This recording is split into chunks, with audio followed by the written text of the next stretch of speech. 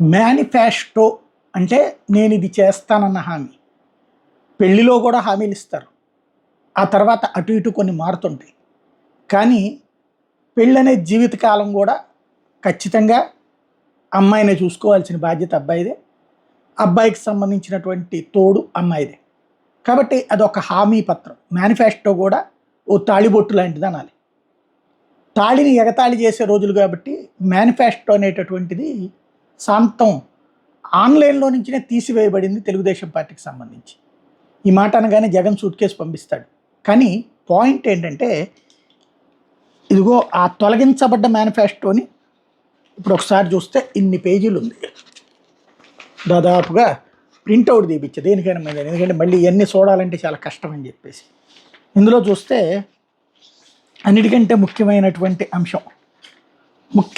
అంశాలు ఇది చంద్రబాబు నాయుడు గారికి సంబంధించినటువంటి సంతకంతో కూడినటువంటి లేఖ. వీటిలో ఏం చేశారు ఒక్కసారి చూసుకుందాం. వ్యవసాయ రుణాల మాఫీ, 9 గంటల ఉచిత విద్యుత్, ఆధునిక సాంకేతిక పరిజ్ఞానంతో వ్యవసాయాన్ని లాభసాటిగా మార్చడం, వ్యవసాయ ఆధారిత పరిశ్రమల అభివృద్ధి, సౌర విద్యుత్ పరికరాల కొరకు 75% సబ్సిడీ, 5,000 కోట్లతో ధరల స్థిరీకరణ, ఇది ప్రకృతి వైపరీత్యాలు, పంట నష్ట నివారణకు రైతుల వారీగా ఇన్సూరెన్స్. వ్యవసాయ రుణాల మాఫీనే జరగలేదు.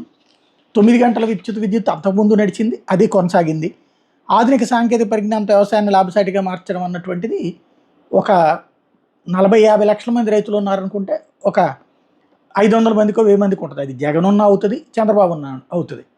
ఇది ఒక ఆస్పెక్ట్. అంటే రుణమాఫీ అన్న ప్రధానమైనటువంటి అంశం వెళ్ళిపోయింది. లేకపోతే డ్వాక్రా రుణాల మాఫీ ఇదేమన్నా జరిగిందా? నెంబర్ 2. నెంబర్ 3, బెల్ట్ షాపుల రద్దు ఇదేమైనా జరిగిందా? మహిళలకు భద్రత, ఖచ్చితంగా జగన్ ఉన్న భద్రత ఉంటుంది, చంద్రబాబు ఉన్న భద్రత ఉంటుంది. కాకపోతే జగన్ ఉన్నప్పుడు మహిళలు ఎవరు రోడ్ల మీద తిరగట్లేదు అని చెప్తాం, చంద్రబాబు ఉన్నప్పుడు తిరగట్లేదు అని వాళ్ళు చెప్తారు. కాబట్టి మహిళల భద్రత అనేది ఒక రొటీన్ ప్రాసెస్. కానీ బెల్ట్ షాపుల రద్దు జరిగిందా?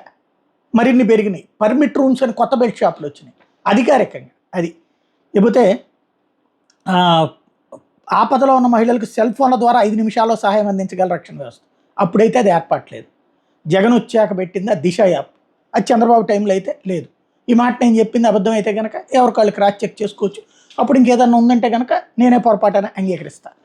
లేకపోతే యువతకు ఉద్యోగ ఉపాధికి ప్రాధాన్యం, ఇంటికో ఉద్యోగం, మ్యానుఫ్యాక్చరింగ్ సర్వీసెస్, ఐటీ రంగాలకు ప్రోత్సాహం. ఇంటికి ఒక ఉద్యోగం మనకి ఎవరికైనా వచ్చిందా? ఖచ్చితంగా ప్రతి ఇంట్లో ఉద్యోగం చేసాం. స్విగ్గీనో లేకపోతే కనుక పేపర్ వేయడమో ఇట్లాంటి. అది కూడా చంద్రబాబు గారు ఇచ్చారని ఫీల్ అయితే నో ప్రాబ్లం. అందులో పరిశ్రమలకు, ఇళ్లకు నిరంతర విద్యుత్. మరి నేనైతే కరెంటు కోతలు చూస్తాను వచ్చాను, బట్ అంతకుముందు టైంతో పోల్చుకుంటే కరెంటు కోతలు తక్కువ అన్నమాట వాస్తవం. అయితే సోలార్ పవర్ విద్యుత్కి సబ్సిడీ, సాంకేతిక సహాయం. అది ఎంతమందికి అందిందంటే పార్టీ వాళ్ళకి ఎవరికైనా అంది ఉండొచ్చు. గుడిసెలు లేని ఆంధ్రప్రదేశ్, పాపం మరి తగలెట్టేద్దాం అనుకున్నారో ఏంటో తెలియదు. ఎక్కడైతే గుడిసెలు లేకుండా ఉందా అంటే నాకైతే గుడిసెలు కనిపించినాయి. మరి అప్పుడు ఏమన్నా గుడిసెలు లేని అదే అనేవాళ్ళు. పేదరికం లేని భారతదేశం అంటే, పేదలు లేని దేశం అంటే పేదల్ని చంపేస్తారేంటని ఓ మాట వచ్చేదనమాట. అట్లాగే గుడిసెలు లేని ఆంధ్రప్రదేశ్, పేదలందరికీ 1,50,000తో ఉచిత గృహం ఎవరికైనా కట్టించి ఇచ్చారా? ఆ టిట్కో అనేటువంటి దానికి వాళ్ళ చేతే, పేదలు అనేవాళ్ళు 3 లక్షలు అప్పు కడతారా? తీసుకుని వాళ్ళ చేతనే పెట్టించి అది పూర్తిగాలే.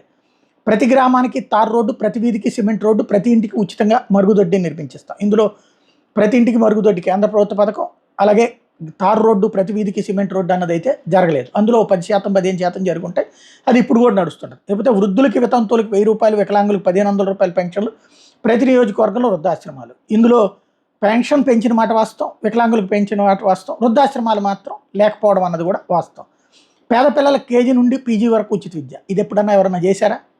ఏమన్నా నారాయణ చైతన్యాలు ఇట్లా ఏమన్నా ఫ్రీగా పెట్టారా? లేకపోతే ఏమన్నా జాతీయం చేశారా? గవర్నమెంట్ స్కూళ్ళలో ఎప్పుడు ఉచిత విద్య. అందులో కొత్తగా చెప్పాల్సిందేం లేదు. అదే ఇక్కడ రాసుకొచ్చింది తప్పించి అదేమీ ప్రాక్టికల్గా జరగాలి. ఎన్టీఆర్ హెల్త్ కార్డు ద్వారా అన్ని రకాల వ్యాధులు కార్పొరేట్, ప్రైవేట్, ప్రభుత్వ ఆసుపత్రుల్లో 2.5 లక్షల వరకు ముందుగా డబ్బు చెల్లించే అవసరం లేకుండా ఉచిత పరీక్షలు, ఉచిత చికిత్స, 12 బిడ్డకు 10,000 ఆరోగ్యశ్రీ కంటే మెరుగైన సేవలు. ఆరోగ్యశ్రీనే ఈ పేరుతో పెట్టారు. తీరా చూస్తే ఏమైంది అక్కడ? ఉచిత పరీక్షలు ఎవడన్నా చేశాడా? ఇన్పేషెంట్ అప్పుడు తప్పించి ఏం జరగలేదు. ఎన్టీఆర్ సుజల పథకం కింద ప్రతి గ్రామానికి, పట్టణానికి రక్షిత నీటి సరఫరా, ప్రతి వీధికి ఉచిత కుళాయి, ఇంటింటికి 2 రూపాయలకి 20 లీటర్ల మినరల్ వాటర్ క్యాన్ సరఫరా పథకం. ఎవడన్నా ఇంటికి వచ్చి ఇచ్చాడా 2 రూపాయలకి? ఆ ఏరియాలో ఒకటి పెడతారు, అక్కడికి వెళ్ళి మనం కొనుక్కోవాలి. అంతకుమించి ఏదైనా జరిగింది, అది కూడా కొన్ని ఏరియాలో మాత్రమే వచ్చింది. ఇంటింటికి అనేది అబద్ధం. లేకపోతే 9/7/2012 తేదీని ప్రకటించిన బీసీ డిక్లరేషన్ ప్రకారం వెనుకబడిన తరగతులకు 100 శాసనసభ స్థానాలు, 10,000 కోట్లతో ప్రత్యేక బడ్జెట్ కేటాయింపుని అమలు చేస్తాం. ఇది ఎప్పుడైనా జరిగిందా? 175లో 100 చేశారా? మరి ఇది నేను కూడా ఇప్పుడే చూస్తున్నా. ఎందుకంటే అప్పుడు ఇంత పెద్ద మేనిఫెస్టోలు చదవలేదు.